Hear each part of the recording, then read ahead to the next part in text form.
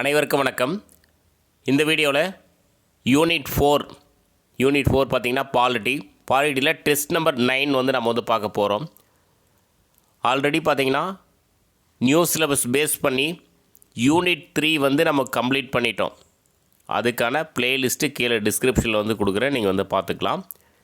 Unit 4 இன்னும் ஒரு 3 test இருக்குது, அது முடித்தா யூனிட் 4 வந்து கம்ப்ளீட் ஆயிரும்.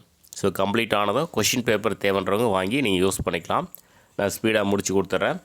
டெஸ்ட் நம்பர் 9 நம்ம என்ன பார்க்க போகிறோம்னா, மத்திய கண்காணிப்பு ஆணையம் central vigilance commission, Lokpal, Lok Ayukta, Lok Adalat, அடுத்து தகவல் ஆணையம், தேசிய மகளிர் ஆணையம்.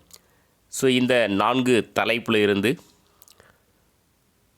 65 கொஷின்ஸ், 100 கொஷின் வரல, முடிஞ்ச வரைக்கும் மேக்ஸிமம் ட்ரை பண்ணி ஒரு 65 கொஷின்ஸ் நான் வந்து கவர் பண்ணியிருக்கேன்.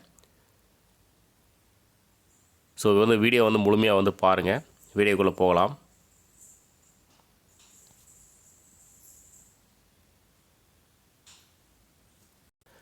நம்மளுடைய யூடியூப் சேனலில் லெசன் வைஸ் பார்த்திங்கன்னா கொஷின்ஸ் நம்ம வந்து அப்லோட் பண்ணிகிட்ருக்கோம்.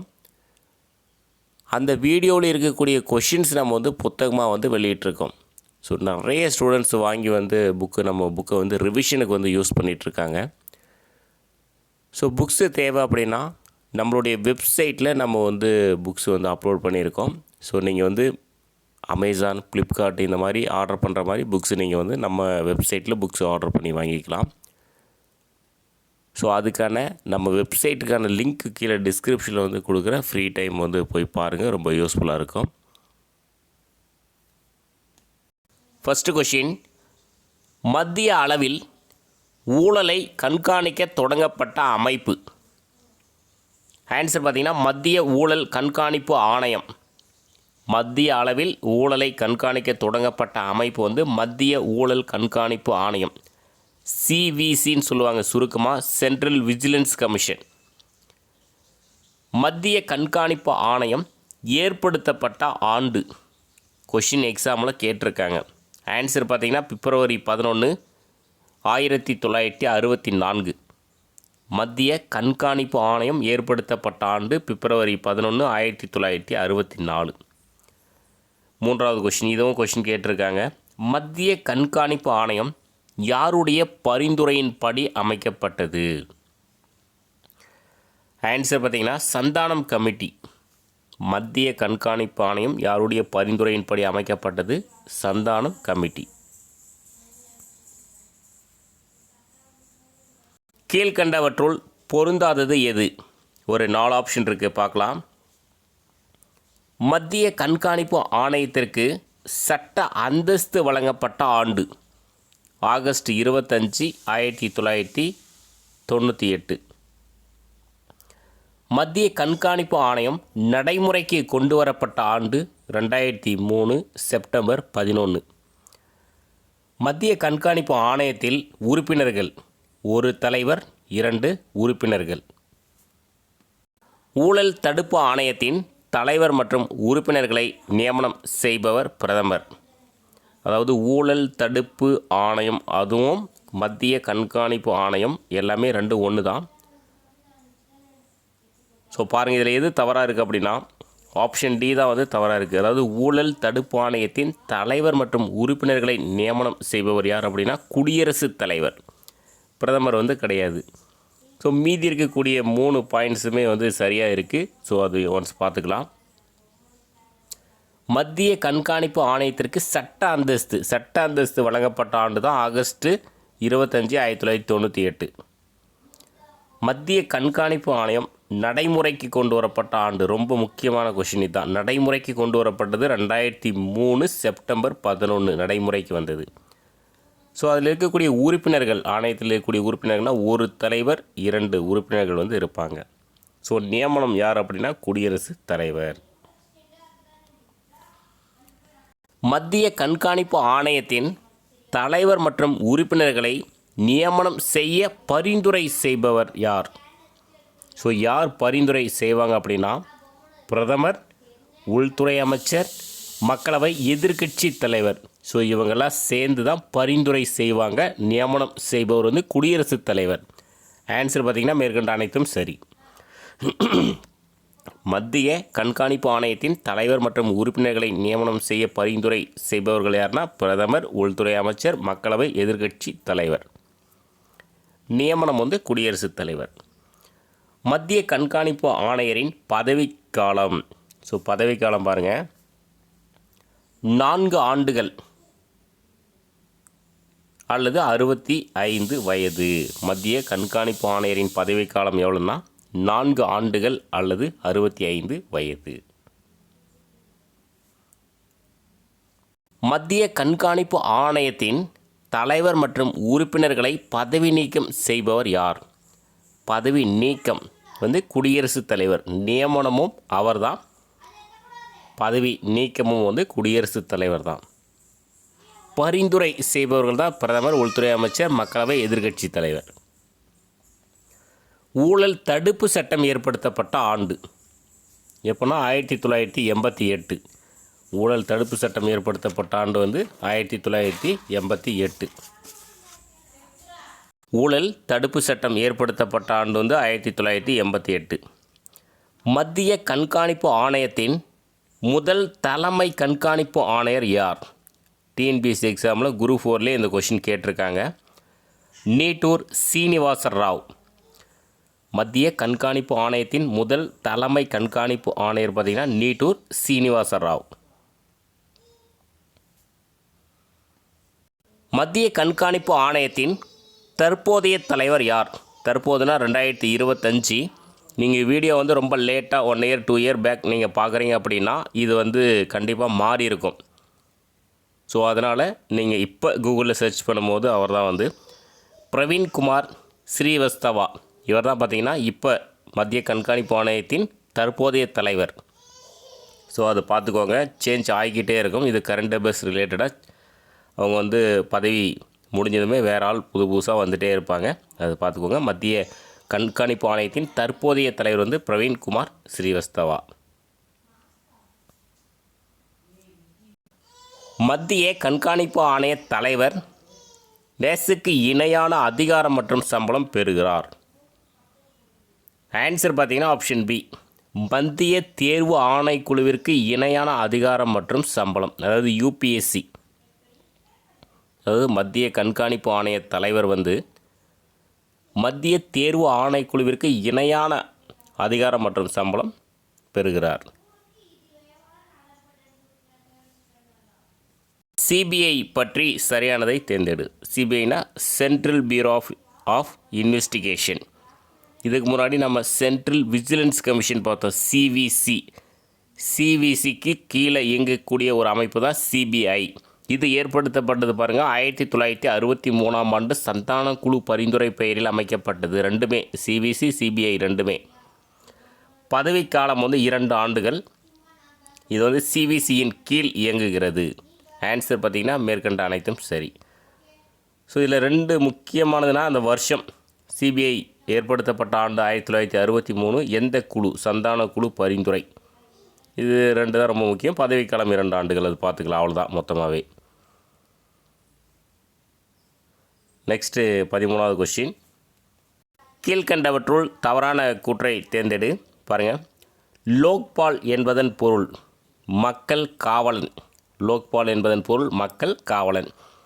லோக்பால் என்ற சொல் சமஸ்கிருத மொழியிலிருந்து பெறப்பட்டது.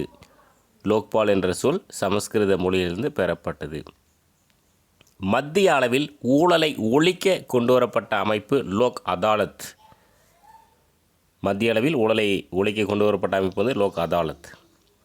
லோக்பால் சட்ட வரையறையை முதலில் பாராளுமன்றத்தில் அறிமுகப்படுத்தியவர் அசோக் குமார் சென் 1960. இதில் வந்து ஒன்று தவறாக இருக்குது. எது அப்படின்னா ஆப்ஷன் சி, மத்திய அளவில் ஊழலை ஒழிக்க கொண்டு வரப்பட்ட அமைப்பு எது அப்படின்னா லோக் அதாலத் கிடையாது, லோக்பால். மத்திய அளவில் ஊழலை ஒழிக்க கொண்டு வரப்பட்ட அமைப்பு எது? லோக்பால். மீதி எல்லாமே சரியாக இருக்குது. இப்போ லோக்பால் என்பதன் பொருள் வந்து மக்கள் காவலன். லோக்பால் என்ற சொல் சமஸ்கிருத மொழியிலிருந்து பெறப்பட்டது, அதுவும் சரி. லோக்பால் சட்ட வரையறையை முதலில் பாராளுமன்றத்தில் அறிமுகப்படுத்தியவர் யாருன்னா அசோக் குமார் சென், வருஷம் 1960. நாடாளுமன்றத்தில் லோக்பால் என்ற சொல்லை முதலில் பயன்படுத்தியவர் யார் அப்படின்னா எல்எம் சிங்வி. நம்ம இதுக்கு முன்னாடி ஒன்று பார்த்தோம். லோக்பால் சட்ட வரையறையை முதலில் பாராளுமன்றத்தில் அறிமுகப்படுத்தியவர் வந்து அசோக் குமார் சென். அது 1960. நாடாளுமன்றத்தில் இது 1963. லோக்பால் என்ற சொல்லை முதலில் பயன்படுத்தியவர் வந்து எல்எம் சிங்வி. 1966 லோக்பால் மற்றும் லோக் ஆயுக்தாவை பரிந்துரைத்த ஆணையம் எது அப்படின்னா இந்த மாதிரி ஆணையங்களெல்லாம் கொஷின் கேட்க வாய்ப்பு இருக்குது. நிர்வாக சீர்திருத்த ஆணையம், மொரார்ஜி தேசாய் தலைமையிலான நிர்வாக சீர்திருத்த ஆணையம். 1966 லோக்பால் மற்றும் லோக் ஆயுக்தாவை பரிந்துரைத்த ஆணையம் எது அப்படின்னா நிர்வாக சீர்திருத்த ஆணையம். இப்போ லோக்பால் அப்படின்றது மத்திய அளவில் ஊழலை ஒழிக்க கொண்டு வரப்பட்ட அமைப்பு தான் லோக்பால். லோக் ஆயுக்தா பார்த்திங்கன்னா மாநில அளவில் ஊழலை ஒழிக்க கொண்டு வரப்பட்ட அமைப்பு தான் வந்து லோக் ஆயுக்தா. கீழ்கண்டவற்றுள் பொருந்தாது எது? 4 ஆப்ஷன் இருக்குது, பார்க்கலாம். லோக்பால் மசோதா முதலில் மக்களவையில் தாக்கல் செய்யப்பட்டது 1968 சாந்தி பூஷன். லோக்பால் மற்றும் லோக் ஆயுக்தா சட்டம் டிசம்பர் 18, 2013 பாராளுமன்றத்தில் நிறைவேற்றப்பட்டது. குடியரசுத் தலைவர் ஒப்புதல் பெற்றது ஜனவரி 1, 2015. லோக்பாலின் தற்போதைய தலைவர் அஜய் மாணிக்கராவ் கான்வில்கர்.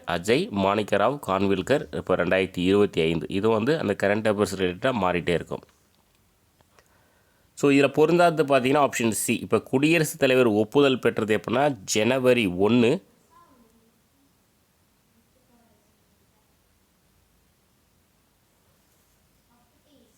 2014. ஸோ அதனால் இது தவறாக இருக்குது. ஒப்புதல் பெற்றது வந்து ஜனவரி 1, 2014. மீதி 3மே சரியாக இருக்குது பாருங்கள். லோக்பால் மசோதா முதலில் மக்களவையில் தாக்கல் செய்யப்பட்டது 1968 தாக்கல் செய்தவர் சாந்தி பூஷன். லோக்பால் மற்றும் லோக் ஆயுக்தா சட்டம் டிசம்பர் 18, 2013 பாராளுமன்றத்தில் நிறைவேற்றப்பட்டது. ஸோ பாராளுமன்றத்தில் நிறைவேற்றப்பட்டது பார்த்துக்கோங்க. குடியரசுத் தலைவர் ஒப்புதல் வந்து ஜனவரி 1, 2014. இப்போ லோக்பாலின் தற்போதைய தலைவர் யார்? அஜய் மாணிக்கராவ் கான்வில்கர். லோக்பால் அமைக்க ஜான் லோக்பால் இயக்கம் என்பதை நடத்திய சமூக ஆர்வலர் யார் அப்படின்னா அண்ணா ஹசாரே. லோக்பால் அமைக்க ஜான் லோக்பால் இயக்கம் என்பதை நடத்திய சமூக ஆர்வலர் வந்து அண்ணா ஹசாரே. லோக்பால் அமைப்பு உருவான ஆண்டு பாருங்கள் 19 மார்ச் 2019. லோக்பால் அமைப்பு உருவான ஆண்டு 19 மார்ச் 2019. 19வது கொஷின். கூற்று 1 லோக்பாலின் தலைவர் மற்றும் உறுப்பினரின் குறைந்தபட்ச வயது 55. கூற்று 2 லோக்பால் அமைப்பில் ஒரு தலைவர் மற்றும் 8 உறுப்பினர்கள் நியமிக்கப்படுகின்றனர். இதுக்கான ஆன்சர் பார்த்திங்கன்னா கூற்று 2 வந்து சரி, கூற்று 1 வந்து தவறு. லோக்பாலின் தலைவர் மற்றும் உறுப்பினரின் குறைந்தபட்ச வயது வந்து 55 வந்து கிடையாது, 45. லோக்பாலின் தலைவர் மற்றும் உறுப்பினரின் குறைந்தபட்ச வயது எவ்வளோ? 45. லோக்பால் அமைப்பில் ஒரு தலைவர் மற்றும் 8 உறுப்பினர்கள் நியமிக்கப்படுகின்றனர். அது வந்து சரி. கூற்று 1 லோக்பாலின் தலைவராக நியமனம் செய்யப்படுபவர் உச்சநீதிமன்ற ஓய்வு பெற்ற நீதிபதி. கூற்று 2 லோக்பால் அமைப்பின் தலைவர் மற்றும் உறுப்பினர்களை நியமனம் செய்பவர் குடியரசுத் தலைவர். இதுக்கான ஆன்சர் பார்த்திங்கன்னா ஆப்ஷன் ஏ, அதாவது 1 மற்றும் 2 சரியானது, ரெண்டுமே சரி. லோக்பாலின் தலைவராக நியமனம் செய்யப்படுபவர் வந்து உச்சநீதிமன்ற ஓய்வு பெற்ற நீதிபதி, அது சரி. லோக்பால் அமைப்பின் தலைவர் மற்றும் உறுப்பினர்களை நியமனம் செய்பவர் வந்து குடியரசுத் தலைவர். லோக்பால் தலைவர் மற்றும் உறுப்பினர்களை தேர்ந்தெடுக்கும் கமிட்டியில் உள்ளவர்கள் ஸோ யார் யார் அப்படின்னா பிரதமர், மக்களவை தலைவர், எதிர்க்கட்சி தலைவர், உச்சநீதிமன்ற தலைமை நீதிபதி. இதுக்கான ஆன்சர் பார்த்திங்கன்னா மேற்கண்ட அனைத்தும் சரி. லோக்பால் தலைவர் மற்றும் உறுப்பினர்களை தேர்ந்தெடுக்கும் கமிட்டியில் உள்ளவர்கள் பார்த்திங்கன்னா பிரதமர், மக்களவைத் தலைவர், எதிர்க்கட்சி தலைவர், உச்சநீதிமன்ற தலைமை நீதிபதி. ஆன்சர் வந்து மேற்கண்ட அனைத்தும் சரி. மாநில அளவில் ஊழலை ஒழிக்க கொண்டு வரப்பட்ட அமைப்பு எது அப்படின்னா லோக் ஆயுக்தா. மாநில அளவில் வந்து லோக் ஆயுக்தா, மத்திய அளவில் பார்த்திங்கன்னா லோக்பால். ஸோ அதுதான் வித்தியாசம். மாநில அளவில் ஊழலை ஒழிக்க கொண்டு வரப்பட்ட அமைப்பு வந்து லோக் ஆயுக்தா. 23வது கொஸ்டின் கூற்று 1. மாநிலங்களை பொறுத்தவரை முதலமைச்சர் மற்றும் எம்எல்ஏக்கள் மற்றும் மாநில அரசு அதிகாரிகளை விசாரிக்கும் அமைப்பு லோக் ஆயுக்தா. கூற்று 2. லோக்பால் அமைப்பால் நடத்தப்படும் விசாரணை மற்றும் தண்டனை அதிகபட்சம் 3 வருடங்களுக்குள் முடிக்கப்பட வேண்டும். இதுக்கான ஆன்சர் பார்த்தீங்கன்னா கூற்று 1 வந்து சரி, கூற்று 2 வந்து தவறு. கூற்று 2 ஏன் தவறுனா 3 வருடங்கள் கிடையாது, 2 வருடங்கள். மாநிலங்களை பொறுத்தவரை முதலமைச்சர் மற்றும் எம்எல்ஏக்கள் மற்றும் மாநில அரசு அதிகாரிகளை விசாரிக்கும் அமைப்பு வந்து லோக் ஆயுக்தா. லோக்பால் அமைப்பால் நடத்தப்படும் விசாரணை மற்றும் தண்டனை அதிகபட்சம் 2 வருடங்களுக்குள் முடிக்கப்பட வேண்டும். கீழ்கண்டவற்றுள் தவறான கூற்றை தேர்ந்தெடு. பாருங்கள், ஒரு 4 பாயிண்ட்ஸ் இருக்குது, பார்க்கலாம். சிவிசி மற்றும் சிபிஐ இரு ஊழல் தடுப்பு அமைப்புகளுடன் லோக்பால் தொடர்புடையது அல்ல. ஊழலுக்கு எதிராக குரல் கொடுக்கும் அல்லது சாட்சி கூறும் நபர்களை பாதுகாக்கும் பொறுப்பு லோக்பாலிடம் உள்ளது. லோக்பால் ஊழல் தடுப்பு சட்டம் 1998 அடிப்படையில் நடைமுறைப்படுத்தப்பட்டது. கர்நாடக மாநில அரசின் லோக் ஆயுக்தா வலிமை வாய்ந்ததாக கருதப்படுகிறது. இதில் தவறானது பார்த்திங்கன்னா ஆப்ஷன் சி, அதாவது லோக்பால் ஊழல் தடுப்பு சட்டம் வந்து 1998 கிடையாது, 1988 அடிப்படையில் நடைமுறைப்படுத்தப்பட்டது. மீதி இருக்கக்கூடிய 3 ஆப்ஷனுமே வந்து சரியாக இருக்குது. அதாவது சிவிசி சென்ட்ரல் விஜிலன்ஸ் கமிஷன் மற்றும் சிபிஐ இரு ஊழல் தடுப்பு அமைப்புகளுடன் லோக்பால் தொடர்புடையதல்ல, அது வந்து சரி. ஊழலுக்கு எதிராக குரல் கொடுக்கும் அல்லது சாட்சி கூறினவர்களை பாதுகாக்கும் பொறுப்பு வந்து லோக்பாலிடம் உள்ளது, அதுவும் வந்து சரி. லோக்பால் ஊழல் தடுப்பு சட்டம் 1988 அடிப்படையில் நடைமுறைப்படுத்தப்பட்டது. கர்நாடக மாநில அரசின் லோக் ஆயுக்தா வலிமை வாய்ந்ததாக கருதப்படுகிறது. லோக் ஆயுக்தாவை நடைமுறைப்படுத்திய முதல் மாநிலம் நிறைய டைம் கேட்ட கொஷின். மகாராஷ்டிரா 1971. லோக் ஆயுக்தாவை நடைமுறைப்படுத்திய முதல் மாநிலம் வந்து மகாராஷ்டிரா 1971. எந்த மாநில அரசின் லோக் ஆயுக்தா வலிமை அற்றதாக கருதப்படுகிறது? வலிமை அற்றதாக அப்படின்னா மகாராஷ்டிரா, வலிமை வாய்ந்ததாக அப்படின்னா கர்நாடகா, வலிமை அற்றதாக அப்படின்னா மகாராஷ்டிரா. 1. தமிழ்நாட்டின் லோக் ஆயுக்தாவின் தலைவர் பி ராஜமாணிக்கம். இப்போ 2015, அதாவது தற்போது. இதெல்லாம் வந்து சேஞ்ச் ஆகும், கரண்ட் அஃபேர்ஸ் படி சேஞ்ச் ஆகும். தமிழ்நாட்டின் லோக் ஆயுக்தாவின் தலைவர் வந்து பி ராஜமாணிக்கம், 2025. தமிழ்நாடு லோக் ஆயுக்தா சட்டம் 2018 கொண்டு வரப்பட்டது.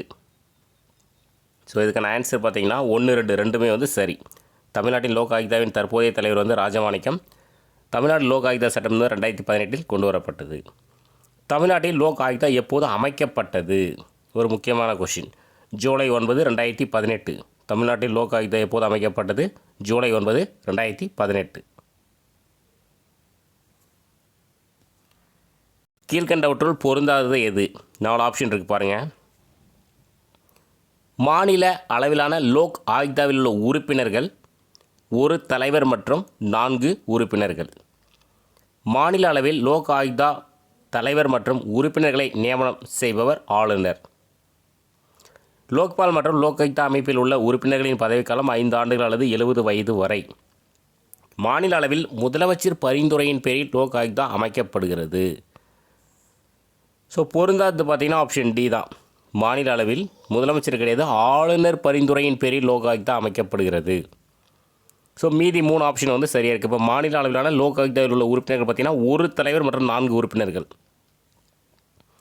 மாநில அளவில் லோக் ஆயுக்தா தலைவர் மற்றும் உறுப்பினர்களை நியமனம் செய்பவர் யாருன்னா ஆளுநர். லோக்பால் மற்றும் லோக் ஆயுக்தா அமைப்பில் உள்ள உறுப்பினர்களின் பதவிக்காலம் வந்து 5 ஆண்டுகள் அல்லது 70 வயது வரை. மாநில அளவில் ஆளுநர் பரிந்துரையின் பேரில் லோக் ஆயுக்தா அமைக்கப்படுகிறது. கூற்று 1. லோக் அதாலத் என்பதன் பொருள் மக்கள் நீதிமன்றம். கூற்று 2, லோக் அதாலத் முக்கிய நோக்கம் சமரசம் சமாதானம் மூலம் நிலுவையில் உள்ள வழக்குகளை தீர்ப்பது. ஸோ இதுக்கான ஆன்சர் பார்த்திங்கன்னா 1 மற்றும் 2 சரியானது. இப்போ லோக் அதாலத், இப்போ லோக்பால், லோக் ஆயுக்தா ரெண்டுமே ஒன்று தான். லோக்பால்ன்றது மத்திய அளவில் ஊழலை தடுக்க கொண்டு வரப்பட்ட அமைப்பு. லோக் ஆயுக்தா அதாவது இந்த ஊழல் சம்பந்தமான விசாரிக்க கொண்டு வரப்பட்ட அமைப்பு மத்திய அளவில் லோக்பால், மாநில அளவில் வந்து லோக் ஆயுக்தா.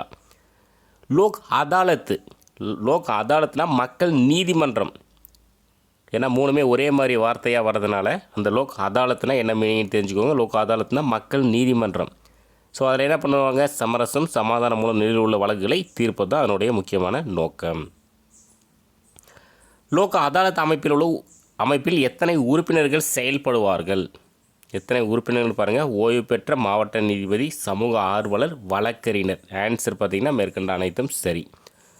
லோக் அதாலத் அமைப்பில் எத்தனை உறுப்பினர்கள் செயல்படுவார்கள்னா ஓய்வு பெற்ற மாவட்ட நீதிபதி, சமூக ஆர்வலர், வழக்கறிஞர்.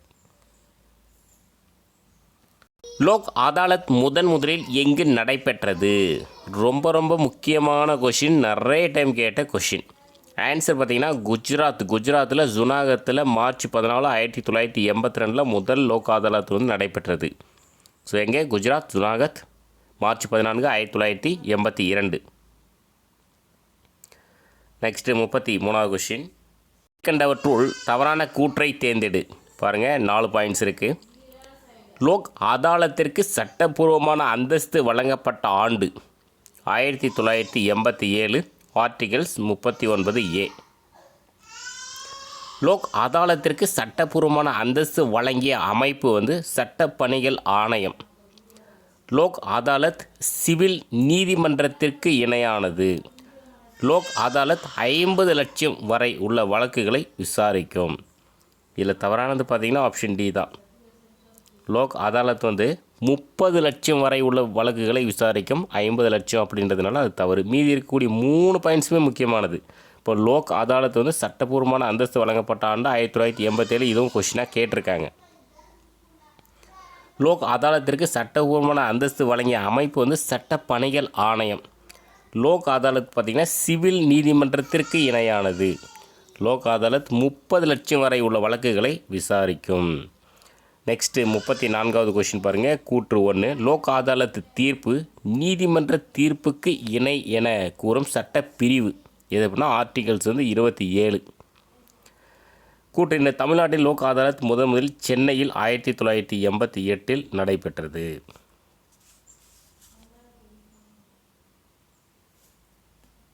ஸோ இதுக்கான ஆன்சர் பார்த்திங்கன்னா கூற்று 1 சரி, கூற்று 2 வந்து தவறு. கூற்று 2 தேவைன்னா 1988 கிடையாது, 1986.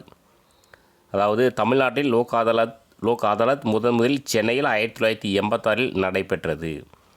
லோக் அதாலத் தீர்ப்பு வந்து நீதிமன்ற தீர்ப்புக்கு இணை என கூறும் சட்டப்பிரிவு வந்து ஆர்டிகல்ஸ் 27.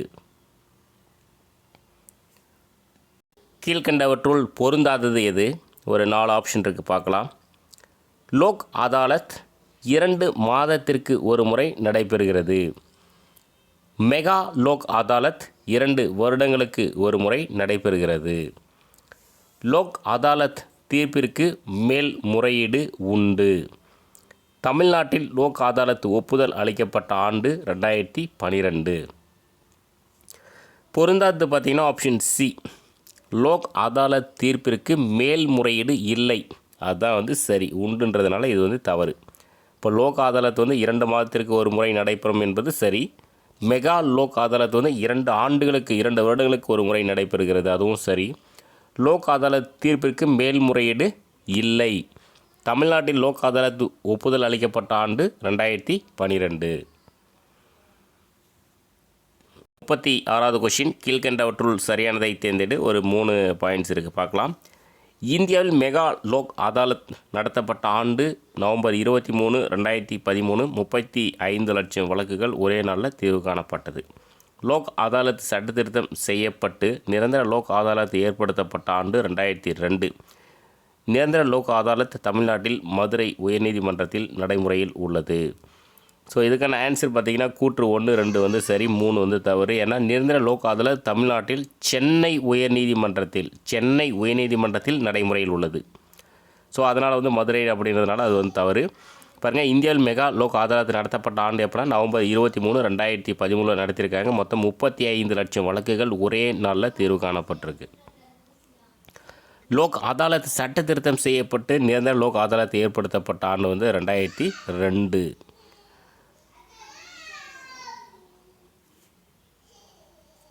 தமிழ்நாடு தகவல் ஆணையம் எப்போது உருவாக்கப்பட்டது? எப்போ அப்படின்னா மே 4, 1997. தமிழ்நாடு தகவல் ஆணையம் எப்போது உருவாக்கப்பட்டது? மே 4, 1997. 38வது கொஸ்டின் கூற்று 1. தகவல் அறியும் உரிமை சட்டம் ஜூன் 2005 அறிமுகம் செய்யப்பட்டது. கூற்று 2. தகவல் அறியும் உரிமை சட்டம் அக்டோபர் 12, 2005 நடைமுறைப்படுத்தப்பட்டது. ஸோ இதுக்கான ஆன்சர் பார்த்திங்கன்னா கூற்று 1 மற்றும் 2 சரி, ரெண்டுமே வந்து சரி. இந்த கூற்று 2 பாருங்க இருக்கேன், இது நிறைய டைம் கேட்டுங்கிறாங்க. இந்த கூற்று 2 தகவல் அறியும் உரிமை சட்டம் நடைமுறைப்படுத்தப்பட்டது அக்டோபர் 12, 2005 நிறைய டைம் கேட்ட கொஷின். ஸோ பார்த்துக்கோங்க, தகவல் அறியும் உரிமை சட்டம் ஜூன் 2005 அறிமுகம் செய்யப்பட்டது. தகவல் அறியும் உரிமை சட்டம் அக்டோபர் 12, 2005 நடைமுறைப்படுத்தப்பட்டது. கீழ்கண்டவற்றுள் தவறான கூற்றை தேர்ந்தெடு. ஒரு 4 ஆப்ஷன் இருக்குது, பார்க்கலாம். தகவல் ஆணையம் உருவாக காரணமான அமைப்பு மஸ்தூர் கிஷான் சக்தி சங்கதன். தகவல் ஆணையம் உருவாக்க காரணமான ஆணையம் 2ஆம் நிர்வாக சீர்திருத்த ஆணையம். தகவல் ஆணையம் உருவாக காரணமான குழு வந்து வீரப்ப மொய்லி குழு. மத்திய தலைமை தகவல் ஆணையர் மற்றும் தகவல் ஆணையர்களை நியமிப்பது பிரதமர். ஸோ இதில் வந்து தவறானது பார்த்திங்கன்னா ஆப்ஷன் டி, பிரதமர் வந்து கிடையாது, குடியரசுத் தலைவர். அவ்வளோதான். மத்திய தலைமை தகவல் ஆணையர் மற்றும் தகவல் ஆணையர்களை நியமிப்பது யார்? குடியரசுத் தலைவர். மீதி இருக்கக்கூடிய மேலே இருக்கக்கூடிய 3 ஆப்ஷனுமே வந்து சரியாக இருக்குது. தகவல் ஆணையம் உருவாக காரணமான அமைப்பு அப்படின்னா மஸ்தூர் கிஷான் சக்தி சங்கதன் அப்படின்ற அமைப்பு தான் தகவல் ஆணையம் உருவாக காரணமான அமைப்பு. தகவல் ஆணையம் உருவாக காரணமான ஆணையம் பார்த்திங்கன்னா 2ஆம் நிர்வாக சீர்திருத்த ஆணையம். தகவல் ஆணையம் உருவாக காரணமான குழு வந்து வீரப்ப மொய்லி குழு. முதலில் தகவல் அறியும் உரிமை சட்டத்தை அறிமுகம் செய்த நாடு எது? டிஎன்பிசியில் கேட்ட கொஷின் இது. ஸ்வீடன் நாடு. முதலில் தகவல் அறியும் உரிமை சட்டத்தை நடைமுறைப்படுத்திய நாடு எது? அறிமுகம் செய்த நாடு எது? ஸ்வீடன் நாடு. அடுத்த கொஷின் பாருங்கள். முதலில் 1974 தகவல் அறியும் உரிமை சட்டத்தை நடைமுறைப்படுத்திய நாடு எது? அறிமுகம் செய்தது ஸ்வீடன் நாடு, நடைமுறைப்படுத்தியது பார்த்திங்கன்னா அமெரிக்கா. எந்த வருஷம்? 1974. ஆனால் இந்த கொஷின் கேட்டதில்லை. அறிமுகம் செய்த நாடு ஸ்வீடன் அப்படின்றது டிஎன்பிசியில் கொஷின் கேட்டிருக்காங்க. மத்திய தகவல் தலைமை ஆணையர் மற்றும் தகவல் ஆணையர்களை பரிந்துரை செய்வது யார்? இந்த பரிந்துரை செய்வதெல்லாம் நீங்கள் கட்டாயம் தெரிஞ்சு வச்சுக்கணும். ஏன்னா அதெல்லாம் எக்ஸாமில் கொஷினாக கேட்டிருக்காங்க. யார் அப்படின்னா பிரதமரால் நியமிக்கப்பட்ட கேபினெட் அமைச்சர், லோக்சபா எதிர்க்கட்சி தலைவர். ஆன்சர் பார்த்திங்கன்னா மேற்கண்ட அனைத்தும் சரி. மத்திய தகவல் தலைமை ஆணையர் மற்றும் தகவல் ஆணையர்களை பரிந்துரை செய்வது யாருன்னா பிரதமரால் நியமிக்கப்பட்ட கேபினெட் அமைச்சர், லோக்சபா எதிர்க்கட்சி தலைவர். மாநில தலைமை தகவல் ஆணையர் மற்றும் தகவல் ஆணையர்களை நியமிப்பது யார் அப்படின்னா அது வந்து ஆளுநர்.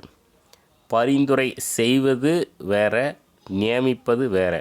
சரிங்களா? இது வந்து மாநில அளவில் வந்து ஆளுநர், மத்திய அளவில் வந்து குடியரசுத் தலைவர். கூற்று 1. மாநில தலைமை தகவல் ஆணையர் மற்றும் தகவல் ஆணையர்களை பரிந்துரை செய்வது. இப்போ நம்ம முன்னாடி கொஸ்டின் என்ன பார்த்தோம்னா மத்திய அளவில் பரிந்துரை செய்வது யாருன்னா பிரதமரால் நியமிக்கப்பட்ட கேபினெட் அமைச்சர், லோக்சபா எதிர்க்கட்சி தலைவர் தான் மத்திய அளவில் பரிந்துரை செய்வாங்க. அதே கொஸ்டின் தான் மாநில அளவில்னு வரும்போது முதலமைச்சரால் நியமிக்கப்பட்ட கேபினெட் அமைச்சர். கூற்று 2 பாருங்கள். மத்திய மற்றும் மாநில தகவல் ஆணையர்களின் பதவி காலம் 5 ஆண்டுகள் அல்லது 65 வயது வரை. ஸோ இதுக்கான ஆன்சர் பார்த்திங்கன்னா 1 மட்டும் சரியானது. 2 ஏன் தவறுனா இது 5 ஆண்டுகள் கிடையாது, 3 ஆண்டுகள் அல்லது 65 வயது வரை. அதாவது மத்திய மற்றும் மாநில தகவல் ஆணையர்களின் பதவிக்காலம் 3 ஆண்டுகள் அல்லது 65 வயது வரை. இப்போ மாநில தலைமை தகவல் ஆணையர் மற்றும் தகவல் ஆணையர்களை பரிந்துரை செய்வது முதலமைச்சரால் நியமிக்கப்பட்ட கேபினெட் அமைச்சர். நெக்ஸ்ட்டு பாருங்கள் 45 முதல் மத்திய தலைமை தகவல் ஆணையர் யார்? இதில் பார்த்தீங்கன்னா ரொம்ப முக்கியமான கொஷின். வஜஹத் ஹபீபுல்லா. ஆன்சர் வந்து ஆப்ஷன் ஏ. முதல் மத்திய தலைமை தகவல் ஆணையர் யார்னா வஜஹத் ஹபீபுல்லா. 46வது கொஷின் பாருங்கள். தற்போதைய 2025 12வது மத்திய தலைமை தகவல் ஆணையர் யார்? யார் அப்படின்னா இராலால் சமாரியா. Option D. தற்போதைய, அதாவது 2025. இதெல்லாம் வந்து மாறுதலுக்கு உட்பட்டது, மாறும், அப்பப்போ மாறிக்கிட்டே இருக்கும். 12வது மத்திய தலைமை தகவல் ஆணையர் யார்? இராலால் சமாரியா. தமிழ்நாடு தகவல் ஆணையத்தின் முதல் தலைமை தகவல் ஆணையர் யார் அப்படின்னா எஸ் ராமகிருஷ்ணன் ஐஏஎஸ். தமிழ்நாடு தகவல் ஆணையத்தின் முதல் தலைமை தகவல் ஆணையர் யார்னா எஸ் ராமகிருஷ்ணன் ஐஏஎஸ். தற்போதைய 2025 தமிழ்நாட்டின் தலைமை தகவல் ஆணையர் யார் அப்படின்னா முகமது ஷகில் அக்தர். முகமது ஷகில் அக்தர் தான் தற்போதைய தமிழ்நாட்டின் தலைமை தகவல் ஆணையர். நெக்ஸ்ட்டு 49வது கொஷின் பாருங்கள். கீழ்கண்டவற்றுள் பொருந்தாதது எது? பாருங்கள், 4 ஆப்ஷன் இருக்குது. தகவல் அறியும் உரிமை சட்டத்தின்படி அரசு அலுவலகங்களில் பொது தகவல் அலுவலரிடம் விண்ணப்பிக்க தகவல் கேட்க வேண்டும். எது? தகவல் அறியும் உரிமை சட்டத்தின்படி அரசு அலுவலகங்களில் பொது தகவல் அலுவலரிடம் விண்ணப்பிக்க தகவல் கேட்க வேண்டும். தகவல் கேட்டு விண்ணப்பித்த 30 நாட்களுக்குள் நமக்கு பதிலளிக்க வேண்டும். 2வது மேல்முறையீடு 100 நாட்களுக்குள் செய்ய வேண்டும். 2வது மேல்முறையீடு மாநில அல்லது மத்திய தகவல் ஆணையத்திடம் செய்ய வேண்டும். இதில் பொருந்தாது பார்த்தீங்கன்னா ஆப்ஷன் சி.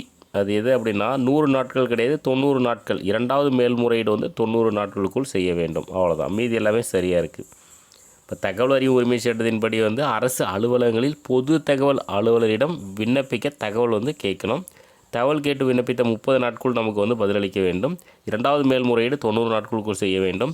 2வது மேல்முறையீடு மாநில அல்லது மத்திய தகவல் ஆணையத்திடம் செய்ய வேண்டும். கூற்று 1. மாநில மற்றும் மத்திய தகவல் ஆணையர்களின் அதிகபட்ச வயது வரம்பு 65 வயது. கூற்று 2. மத்திய தகவல் ஆணையம் தகவல் அறியும் உரிமை சட்டம் 2005 சட்டப்பிரிவு 12 கீழ் அமைக்கப்பட்டது. ஸோ இதுக்கான ஆன்சர் பார்த்திங்கன்னா கூற்று 1, 2 ரெண்டுமே வந்து சரி. பாருங்கள், மாநில மற்றும் மத்திய தகவல் ஆணையர்களின் அதிகபட்ச வயது வரம்பு வந்து 65 வயது. மத்திய தகவல் ஆணையம் தகவல் உரிமை சட்டம் 2005 சட்டப்பிரிவு பார்த்துக்கோங்க, சட்டப்பிரிவு 12 கீழ் அமைக்கப்பட்டுள்ளது. இதே 51வது கொஸ்டின் பாருங்கள். மாநில தகவல் ஆணையம் தகவல் உரிமை சட்டம் 2005 படி எந்த சட்டப்பிரிவின் கீழ் உருவாக்கப்பட்டது? சட்டப்பிரிவு வந்து 15. இப்போ மாநிலம் அப்படின்னு வந்தால் சட்டப்பிரிவு 15, மத்திய அளவில் அப்படின்னு வந்தால் சட்டப்பிரிவு 12. அது தெரிஞ்சுக்கோங்க. நெக்ஸ்ட் 52வது கொஸ்டின். எந்த காரணங்களுக்காக விண்ணப்பித்த 48 மணி நேரத்தில் பதில் கிடைக்கும்? எந்த காரணம்னு பாருங்கள். தனி மனித சுதந்திரம், உயிருக்கு ஆபத்தான நிலை. இந்த 2 காரணங்களுக்காக 48 மணி நேரத்தில் பதில் கிடைக்கும். விண்ணப்பித்த 48 மணி நேரத்தில் பதில் கிடைக்கும். இதுக்கான ஆன்சர் ஏபி சரி. தகவல் ஆணையத்தின் முக்கிய நோக்கம் என்னென்னு பாருங்கள். வெளிப்படைத்தன்மை, பொறுப்புடைமை, ஊழலை கட்டுப்படுத்துதல். இதுக்கான ஆன்சர் வந்து மேற்கண்ட அனைத்தும் சரி. தகவல் ஆணையத்தின் முக்கிய நோக்கம் வந்து வெளிப்படைத்தன்மை, பொறுப்புடைமை, ஊழலை கட்டுப்படுத்துதல். 54. கீழ்கண்டவற்றுள் சரியானதை தேர்ந்தெடு. பாருங்கள், 3 பாயிண்ட்ஸ் இருக்குது. தகவல் பெறுவதற்கான விண்ணப்ப கட்டணம் எவ்வளோ அப்படின்னா ரூ. 10. இதுவே கொஷின் கேட்டிருக்காங்க. ஆர்டிஐ மனுவிற்கு நிர்ணயிக்கப்பட்ட விண்ணப்ப படிவம் இல்லை. அதாவது தகவல் பெறுவதற்கான விண்ணப்ப படிவம் வந்து தனியாக கிடையாது. முதல் மற்றும் 2ஆம் மேல் முறையீடுகளுக்கு கட்டணம் இல்லை. ஸோ இதுக்கான ஆன்சர் வந்து மேற்கண்ட அனைத்தும் சரி. 3மே முக்கியமான பாயிண்ட்ஸு. தகவல் பெறுவதற்கான விண்ணப்ப கட்டணம் எவ்வளோ? 10 ரூபா. ஆர்டிஐ மனுவிற்கு நிர்ணயிக்கப்பட்ட விண்ணப்ப படிவம் வந்து எதுவுமே விண்ணப்ப படிவம் கிடையாது. முதல் மற்றும் 2ஆம் மேல் முறையீடுகளுக்கு கட்டணம் வந்து இல்லை. நெக்ஸ்ட்டு, தேசிய மகளிர் ஆணைய சட்டம் நிறைவேற்றப்பட்ட ஆண்டு எப்போ அப்படின்னா 1990. அதாவது சட்டம், தேசிய மகளிர் ஆணைய சட்டம் நிறைவேற்றப்பட்ட ஆண்டு 1990. 56வது கொஷின் பாருங்கள், நிறைய டைம் கேட்ட கொஷின். தேசிய மகளிர் ஆணையம் சட்டம் நடைமுறைக்கு கொண்டு வரப்பட்ட ஆண்டு 1992 ஜனவரி 31. தேசிய மகளிர் ஆணைய சட்டம் நடைமுறைக்கு கொண்டு வரப்பட்ட ஆண்டு 1992 ஜனவரி 31. நிறைய டைம் கேட்ட கொஷின். 57 தேசிய மகளிர் ஆணைய சட்டத்தின்படி ஆணையத்தில் எத்தனை உறுப்பினர்கள் செயல்படுவார்கள்? எத்தனை உறுப்பினர்கள்னு பாருங்கள். ஆப்ஷன் ஏ 1 தலைவர் 1 செயலாளர் 5 அலுவலர் சாராத உறுப்பினர்கள். தேசிய மகளிர் ஆணைய சட்டத்தின்படி ஆணையத்தில் எத்தனை உறுப்பினர்கள் செயல்படுவார்கள்? 1 தலைவர் 1 செயலாளர் 5 அலுவலர் சாராத உறுப்பினர்கள். தேசிய மகளிர் செயல்பாடுகள் 4 பிரிவுகளாக பிரிக்கப்பட்டுள்ளன. சரியானதை தேர்ந்தெடுக்கவும். அந்த 4 பிரிவு பாருங்கள். 4 பிரிவில் சரியானது எதுன்னு பாருங்கள். புகார் மற்றும் விசாரணை பிரிவு, சட்டப்பிரிவு, வெளிநாடு வாழ் இந்தியர்கள் பிரிவு, ஆய்வு பிரிவு.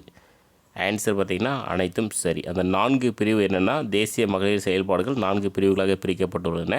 அந்த 4 பிரிவுகள் வந்து புகார் மற்றும் விசாரணை பிரிவு 1, சட்டப்பிரிவு 1, வெளிநாடு வாழ் இந்தியர்கள் பிரிவு 1, ஆய்வு பிரிவு 1. 59 கூற்று 1 1990ஆம் ஆண்டின் தேசிய மகளிர் ஆணைய சட்டத்தின் 10 உட்பிரிவு 1, 7, 94 பிரிவுகளின்படி பெண்களுக்கு எதிரான குற்றங்கள் தொடர்பாக மகளிர் ஆணையம் தானாகவே முன்வந்து நடவடிக்கை எடுக்கும். கூற்று 2 தேசிய மகளிர் ஆணையம் அமைந்துள்ள இடம் சென்னை. இதுக்கான ஆன்சர் பார்த்திங்கன்னா கூற்று 1 சரி, கூற்று 2 வந்து தவறு. கூற்று 2 ஏன் தவறுனா சென்னை கிடையாது, புதுடெல்லி. தேசிய மகளிர் ஆணையம் தலைமை ஆணையம் அமைந்துள்ள இடம் பார்த்திங்கன்னா புதுடெல்லி. கூற்று 1 பாருங்கள். 1990ஆம் ஆண்டின் தேசிய மகளிர் ஆணைய சட்டத்தின் 10 உட்பிரிவு 1, 7, 94 பிரிவுகளின்படி பெண்களுக்கு எதிரான குற்றங்கள் தொடர்பாக மகளிர் ஆணையம் தானாகவே முன்வந்து நடவடிக்கை எடுக்கும். ஸோ தேசிய மகளிர் ஆணையம் அமைந்துள்ள இடம் எங்கே? புதுடெல்லி. தேசிய மகளிர் ஆணையத்தின் முதல் தலைவர், இதெல்லாம் கேட்கறதுக்கு வாய்ப்பு இருக்குது, ஜெயந்தி பட்நாயக். தேசிய மகளிர் ஆணையத்தின் முதல் தலைவர் யார்? ஜெயந்தி பட்நாயக். தேசிய மகளிர் ஆணையத்தின் தற்போதைய தலைவர், தற்போதுனா 2025, இதெல்லாம் வந்து மாதலுக்கு உட்படுது. விஜயா கிஷோர் ரகத்கர். Option C. தேசிய மகளிர் ஆணையத்தின் தற்போதைய தலைவர் யார்? விஜயா கிஷோர் ரகத்கர்.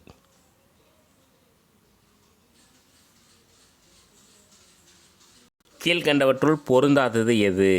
ஒரு 4 ஆப்ஷன் இருக்குது, பார்க்கலாம். தேசிய மகளிர் ஆணையத்தால் வெளியிடக்கூடிய மாத இதழின் பெயர் ராஷ்ட்ரிய மகிழா, ஆங்கிலம் மற்றும் இந்தி மொழியில் வெளிவருது.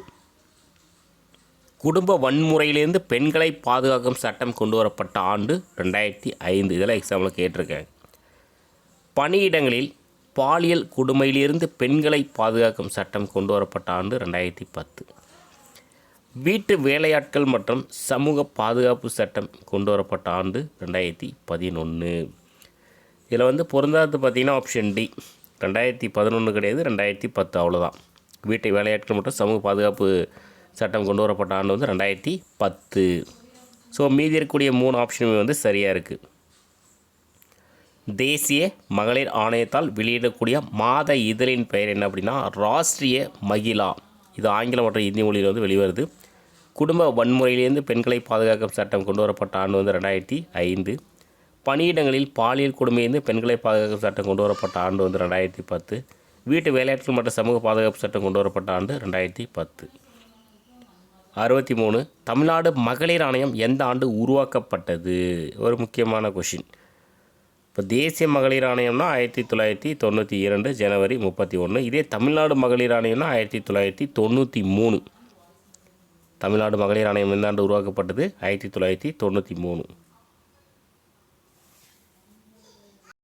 தமிழ்நாடு மகளிர் ஆணையத்தில் எத்தனை உறுப்பினர்கள் செயல்படுகிறார்கள்? எத்தனை உறுப்பினர்கள்னால் 1 தலைவர் 9 உறுப்பினர்கள். தமிழ்நாடு மகளிர் ஆணையத்தில் எத்தனை உறுப்பினர்கள் செயல்படுகிறார்கள்? 1 தலைவர் 9 உறுப்பினர்கள். 65வது கொஷின், கடைசி கொஷின். தற்போதைய தமிழ்நாடு மகளிர் ஆணையத்தின் தலைவர் யார் அப்படின்னா 2025. அதான் இவங்க வந்து நியமனம் பண்ணது 2022 நியமனம் பண்ணியிருக்காங்க. மேக்ஸிமம் இந்த வருஷத்துலேயே வேறு ஆள் சேஞ்ச் ஆகிறதுக்கான வாய்ப்பு இருக்குது. ஏஎஸ் குமாரி.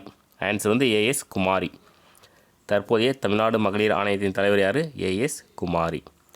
ஸோ இதோட வெற்றிகரமாக முடிஞ்சது டெஸ்ட் நம்பர் 9. அடுத்த டெஸ்ட் நம்பர் 10ல் வந்து சந்திக்கலாம். தேங்க்யூ.